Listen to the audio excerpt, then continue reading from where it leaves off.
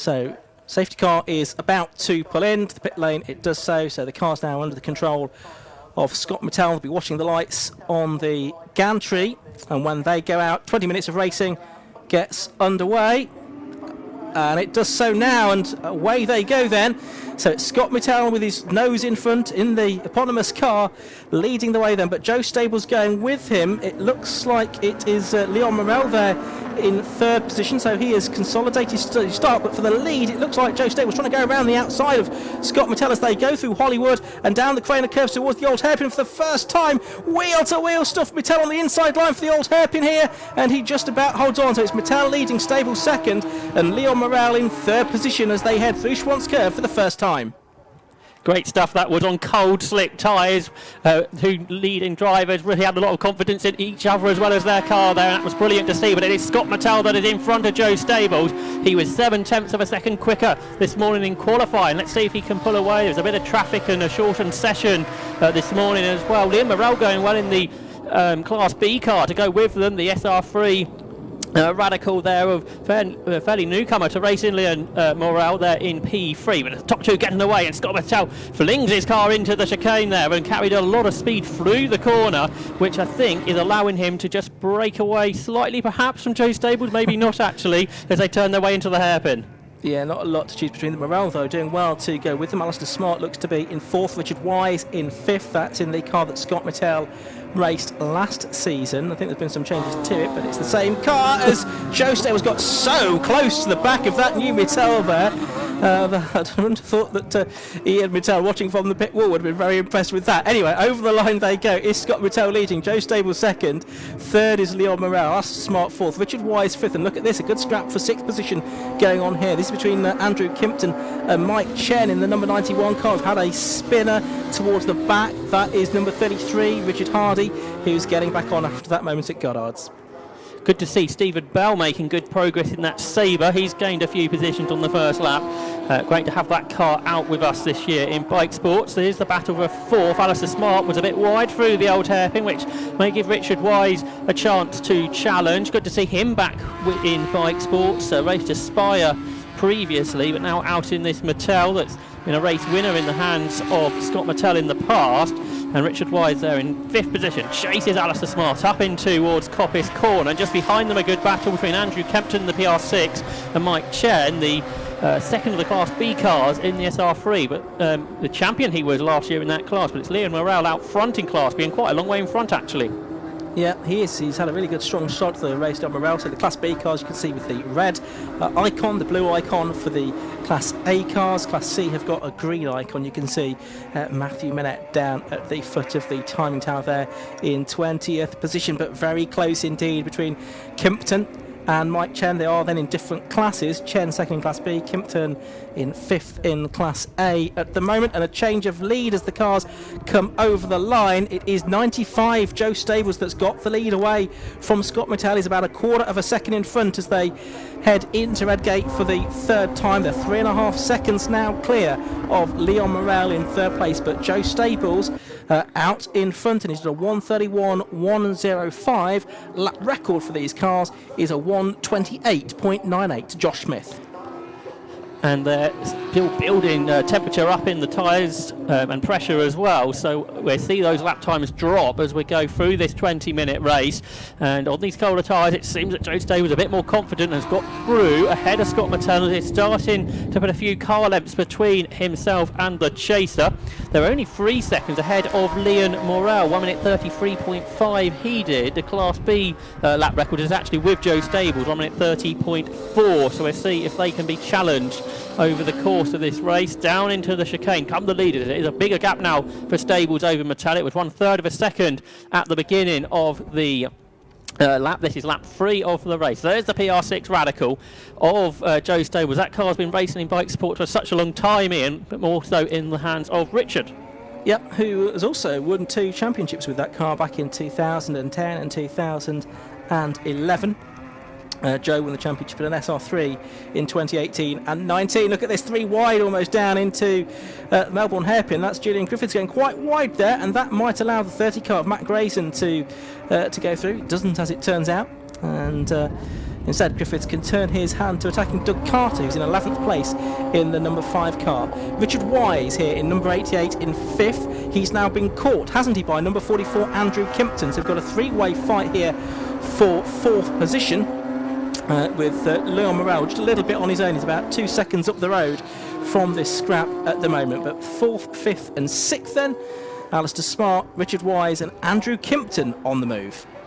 And they are lapping quicker than the Class B car of Morrell, so they are catching him. On the last lap they were a full second faster, so we might get another car into this battle before too long. So here's Alistair Smart in the Radical PR6, being chased by the Mattel MC41R of Richard Wise, having his first race in this car. I think he had a test session in it at the end of last season when he purchased it. Looking a bit further down the field there, just behind you got Matt Moore, who made his Bikesports debut at the end of last year at Snetterton. Wise under pressure here into the chicane from Andrew Kimpton. They turn their way through the chicane. The Mattel looks a bit of a longer car than the PR6 Radical that is in front and behind it, and they certainly catching the SR3 of Liam Morrell as they turn their way towards the end of lap 4. Well, that's impressive because he was about 2 seconds clear of them at the beginning of the lap. Good to see that a few people who came to watch Jimmy Broadbent are staying to watch the rest of the day's racing, so good to have you watching and see you on the comments. And someone else is a little bit doubtful that this is real because of the sunshine that we've got here in the UK, but it is real. It's blooming cold, I can tell you her side, but it is a lovely day now here at Donington Park. Right, back to the racing. Leon Morrell in 3rd place has indeed been caught by Smart and Wise and Kimpton, so it now is a 4-car battle for 3rd place. They're about 10-12 seconds behind the 2 race leaders. Joe Stables, by the way, now a 1.5 clear of Scott Mattel in 2nd place, but a good fight going on for 3rd place here now, Josh. Absolutely, they climb up the hill towards McLean's then, with Morrell in front, who shouldn't have quite as much power as the tuned engine cars behind him, which is going to be an interesting to see where they can find their way through, because of course these aero cars, therefore not the easiest cars to follow one another. There's a car to lap, that's the back of the Global GT Lights cars, the 600cc car, that's Ian Mitchell. They should easily pass him down the straight, and now here comes Alistair Smart. He looks to the inside, that was blocked, and behind Andrew Kimpton, he might be the one to gain out of it. He comes up the inside of Richard Wise and he goes through into 5th position into the Faculty S's there, Ian. Yeah, he does. So number 44 Andrew Kimpton in that centre seat. Radical PR6 goes up into 5th, and is that another car that's joining in the battle as well now? Yeah, it might be Mike Chen that's sort of catching the Group 2. He's in 7th place at the moment, up towards Goddard's. Oh, and Kimpton very late on the brakes, and he almost collected the car ahead of him, just managed to get the car stopped in time, but not without plenty of drama there, Josh. Absolutely, and that's allowed Morrell and Smart to get away somewhat, and Mike Chen therefore has less cars between himself and his class rival, but Richard Wise has come back down the inside of him and has gone back through. So all that good work that Andrew Kimpton did at the S's was rather undone a couple of laps, couple of corners later, but he did well not to clatter into the side of Alistair Smart. That was pretty tight between them, but he made sure there was no contact there, so they can both live on to fight into the second half of this opening round of the RLM Racing Bikesports Championship. Here is the 3rd place car then, Leon Morrell under pressure from Alistair Smart still. We saw a big challenge from Smart a lap ago down the straight towards the chicane, so we'll see if he can do it again. And really quickly Richard Wise has closed in on them once more, so Leon Morrell is just holding everyone up a bit here, Ian. He's trying to keep these Class A cars between himself and Mike Chen, his class rival. He went out very quickly. I wonder if he used his tyres up a little bit too early. We're only 9 minutes into the race, but it has the look of that. That was Andrew Kimpton again trying to make a late braking manoeuvre, this time into the Faculty S's, but nothing came of it. He stayed 7th at the moment. The other thing that drivers were talking to me in the paddock earlier about him was the tyre pressures, because the track is actually warmer than what the air temperature is, because of course it's very sunny on black tarmac, it warms up, so if you pressure your tyres too high you can be quick at the start but they'll go off very quickly. Yeah, that's something else to think about as well. Leon Morrell in the North Motorsport car, rebuilt RLM engine for this season. Only did a couple of events last year, looking for a full season this time round as Wise looks up the inside of Smart, number 73, but but Wise unable to make the move at Redgate corner there. Blue flags now being waved because there's one of the global lights as one of the two cars battling for 6th and 7th position was onto the grass. That's the battle between Kimpton and Mike Chen. Just started cutting the grass at Hollywood. No harm done, fortunately. Indeed, fast part of the track in these cars particularly. Liam Morrell doing a great job here to hang on to 3rd place. This is lap 7 of the race. These cars lapping in 90 seconds around this 2.5 mile circuit. Very quick indeed. The quickest category we've got today, racing at Donington Park, and on a par with the F1000 cars that we'll see later on in the 750 Motor Club season. So back down the straight again. Liam Morrell defends. He sits the car in the middle of the road. So where does Alistair Smart go? And again behind, that's Andrew Kimpton trying to get the better of Richard Wise. That Wise is wise to it this time after he lost the position a couple of laps ago there. If you're seeing Bikesports racing for the first time, you want some more information, head to 750mc.co.uk. You'll find out all of the information about all of the championships that the 750 Motor Club runs there, including the Bikesports. I think Richard Wise has got an issue. The car slowed into the chicane there and he hasn't into the hairpin there and hasn't really pulled off. So a real shame for the driver in returning to the championship this weekend, and I think he'll be for the pit. So we've lost one car out of this group, but there's still 4 of them: Morrell, Kimpton, Smart and Chen. Yeah, Kimpton going really well here in the number 44 car. He's turning his way through Hollywood now, past the empty grandstands, of course, that we have still running behind closed doors here at Donington Park this weekend. A note at the front, we've got a new lap record. Scott Mattel has done a 1 minute 28.709, so going much quicker than earlier in the race and quicker than we've ever seen one of these cars go around Donington Park before. So he's catching Joe Stables with a new lap record. So before the end, I think we're going to get a battle for the lead. Yeah, 1.2 seconds between them at the moment. So right now we'll stick with this fight for 4th position, which is making its way through Coppice Corner and onto the exhibition straight. And are we going to get a move being made here by Kimpton on Morrell? The two of them are side by side, but Kimpton here is going to be on the outside line. It doesn't matter though, because he's already ahead of the erstwhile 3rd place man Leon Morrell as they headed into the Fogarty S's that time. And so it is up into 3rd place now, the number 44 car of Andrew Kimpton. Been a great couple of laps for him, hasn't it? Because he was down in 7th not that long ago, and now onto a podium position. So a really good lap there from Andrew Kimpton as the battle continues behind him as Alistair Smart, as he has been doing for a little while now, trying to get himself up ahead of Liam Morrell. Then behind is Mike Chen in the other SR3, the cars that battle for Class B. So he's quite keen to have this PR6 between him and his class rival, but Alistair Smart's down the inside into Redgate this time. But Smart perhaps not quite so decisive in his moves as Andrew Kimpton was earlier. You can see Leon Morrell still does run with the black cross on the yellow background on the rear of his car, and indicating his relative inexperience in racing. We turned our way through the corner, but yeah, we could have a good Class B battle for victory set up here. Up front, I'd noticed that was a slower lap from Scott Mattel, so he's dropped back a little bit again from Joe Stables. So we could have a Class A and a Class B grandstand finish. They've just put a lap there on number 21, Matthew Manette, who's circulating in 20th position. He's getting some driver coaching from last year's Sports 1000 runner Richard Morris here this weekend. So down towards the S's they go, and this time Smart isn't close enough, is he, to challenge Morrell. So they turn their way through the chicane for what is the 9th lap of this race. There's still over 6 minutes to go, so plenty of racing yet to go in this one, into the Melbourne hairpin. And they stay as they are, but as they battle, really getting away is Andrew Kimpton, who's there in 3rd position after making those moves over the last couple of laps. Here's 73, that's Alistair Smart in the similar PR6 Radical, and they accelerate out of the corner, complete lap 9. This group now half a minute away from the top 2. Joe Stables still ahead of Scott Mattel, and the gap has gone up once more. It's up to 2 seconds for the first time in this race. Yep, so we've got Stables from Mattel and half a minute behind Kimpton, Mattel I should say, Kimpton, Morrell, Smart, Chen, Drew, Griffiths, Moore and Carter rounding out the top 10 with just over 5.5 minutes left to go in this race.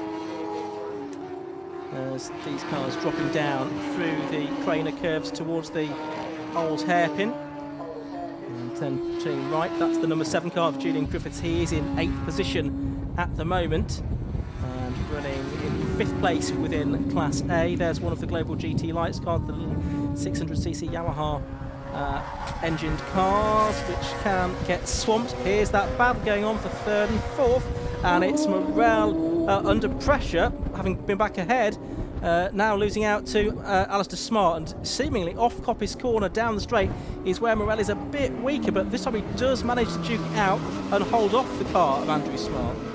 Alistair Smart, I should say. And that's put him under pressure from Mike Chen, hasn't it? In the SR3, he comes round the outside into the hairpin, and does he make it work? They're still side by side as they come off the corner. They lean on each other, and off the road goes Mike Chen. He goes grass tracking. He's going to lose second in Class B, therefore, to Ross Drew, who comes through, going well today. There's Julian Griffin, but that got a bit too close here. Absolutely right. Ross Drew, who shares the car with his brother Miles, switching to an RSX for last season for the first time. They previously raced a road legal SR3. So there is 2091 Chen after those dramatics. Just ahead now of number 7 Julian Griffiths, Matt Moore 9th and Takata in 10th position. There's a bit of smoke coming out of the back of one of the cars. I just thought I spotted a grey haze in the sky. Possibly the Drew car, actually. We'll try and keep an eye on that one, as we've got just under 4 minutes left to go. Metella notice has taken a bit of time out of Joe Stables as well on that lap. 0.6 of a second, the gap down to 1.3. So we need to keep an eye on the battle for the overall lead as well. But still this good scrap going on between Leon Morel and Alistair Smart for 4th place. Indeed, going back to that battle for the lead, I think it's lap traffic that are mixing the gaps up somewhat. But here's the Morel and Smart battle into the chicane for what is lap 11 into the S's. They turn out of that, perhaps a bit better on the exit. Alistair Smart, is he going to be able to challenge Morel? He comes up the inside, can't do that, that's blocked, so he goes to the outside line.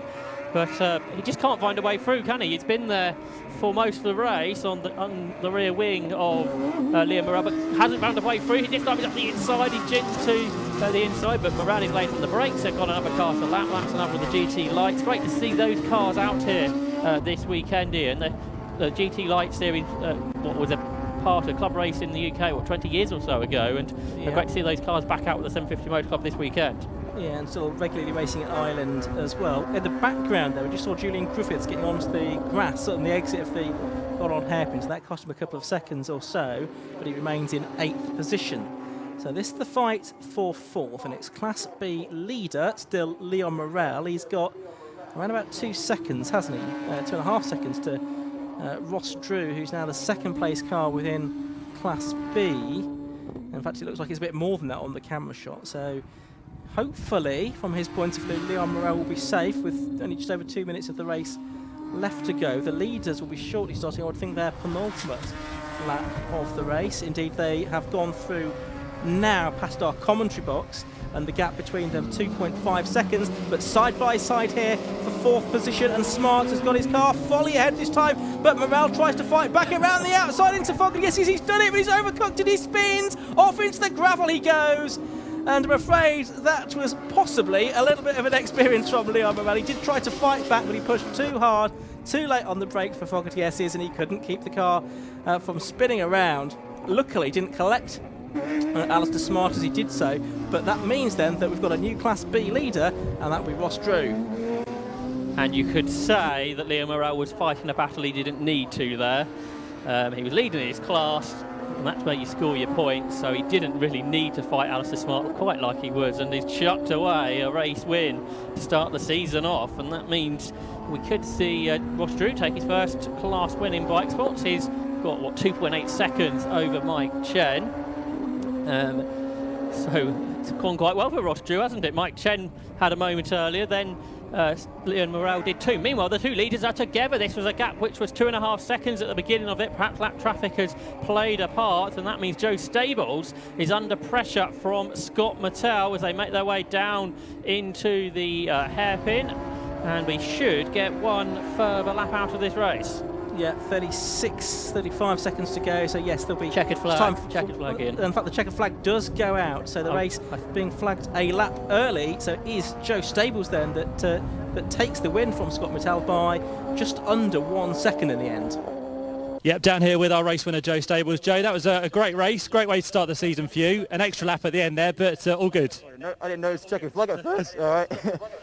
Yeah, I was a bit worried at the start with Scott Mittle's qualifying time. He was 7/10 quicker than me, but just managed to stay with him, and luckily I had the exit speed. I could get out of corners quicker, and I just got past him, and the traffic was a bit of a worry, but managed to get through all right, no problems. Yeah, that's the thing, and these cars are very quick to get round, aren't they? And with Scott Mattel right on your tail, you've got to pick that traffic as best as you can. Yeah, the traffic, they don't get much chance to even seeing you in the mirrors. Like, you're not, 1 minute you're there, 1 minute you're not there, and then you're just there, straight behind them. So they don't even notice you half the time, so you've got to be very careful getting through them, definitely. A cold day today. How's it in the car? How's it on the track in terms of the tyres? No, they're pretty good. The tyres are staying pretty good temperature, actually. Obviously, because the engine's behind the seat, it's nice and hot, so I'm not too cold. Race 2's come a little bit later on. Do you reckon Scott's going to be there once again? Yeah, I think it might be more interesting next time. We'll have to wait and see. And are you doing the whole season this year? I think so, maybe, yeah. I think so. Good stuff. Well done, Joe. Congratulations on the first win of the year. Thank you very much. There we go. Joe Stables, our race winner then from the Bike Sports Championship, and we'll have more from them a little bit later on. Ian and Josh, back to you.